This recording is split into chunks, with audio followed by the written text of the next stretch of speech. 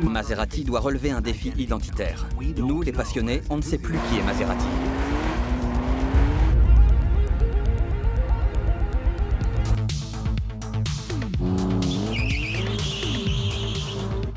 Elle passe de 0 à 100 en moins de 2 secondes 9 et peut foncer jusqu'à 325 km/h dans le plus pur style italien.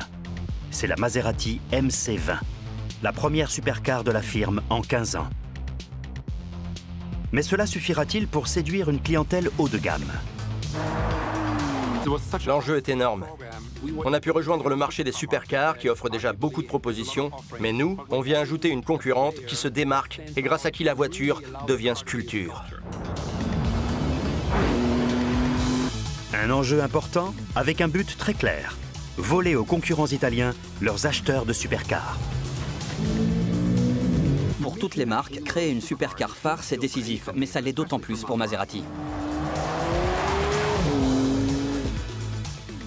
Pour mettre la MC20 sur le marché, Maserati doit développer un nouveau moteur V6, dessiner des lignes évocatrices qui allient art et technologie et exploiter la puissance de l'aérodynamique de pointe. L'objectif de la firme est clair: battre la crème de la crème des supercars. Il faut dire qui on est et dans quel cours on veut jouer. La MC20 affirme son identité. Un projet monumental, dont le but est de rivaliser avec les concurrentes italiennes qui dominent la catégorie des supercars et, au passage, de revitaliser Maserati. Ces entreprises ont un tel esprit de compétition. C'est à celle qui proposera les meilleurs produits dans sa trattoria. La concurrence fait rage. Maserati crée des sportifs de caractère depuis plus d'un siècle, mais le chemin n'a pas toujours été facile. Maserati doit relever un défi identitaire. Nous, les passionnés, on ne sait plus qui est Maserati. Depuis des années, la firme est ballottée entre succès et risque de faillite. Comment savoir alors ce qui fait d'une Maserati une Maserati? On l'oublie facilement, mais Maserati était là dès le départ. Au début des années 1920, Maserati compte parmi les plus grandes marques sportives italiennes.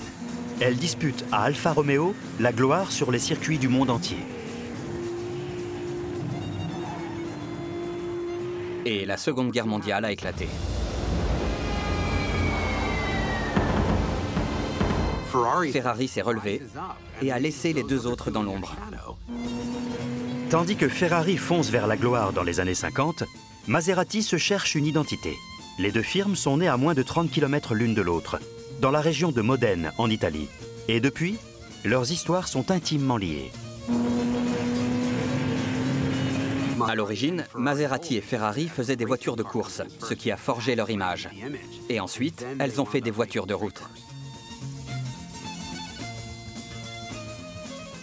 Pendant que Ferrari continue de dominer la Formule 1 et de présenter des supercars devenus célèbres, Maserati oscille entre production de véhicules d'exception et faillite. On a traversé des périodes très sombres à l'époque. Si on aime les bonnes séries, c'est parce que les personnages meurent, ressuscitent et ainsi de suite. Et Maserati, c'est tout à fait ça.